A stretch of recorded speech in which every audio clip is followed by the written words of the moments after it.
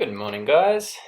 So, we're going to make a quick little video today to let you all know that today is going to be test week. So, everyone's settled into their at-home schedules and programs, and everyone's got into a really good routine with it. So, once we're kind of past, our initial sort of setup stage with it, what we're going to do now is make sure that everyone's still progressing. So we're not just going through the motions, we're still looking to progress you guys and still push towards the goals that we've all started this for, and those deeper reasons why we started all this.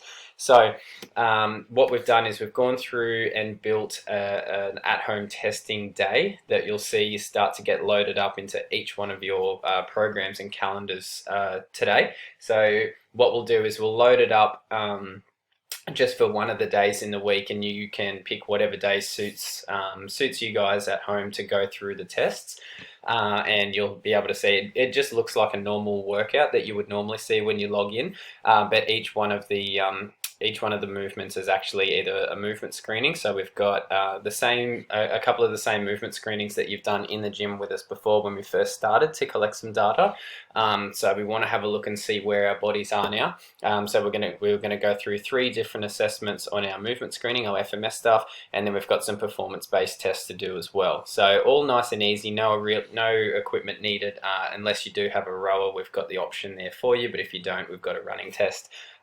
So all nice and easy to do, but still going to get some data that we can set some goals around and keep pushing our programs through further forward. So it's going to keep us accountable. It's going to give us some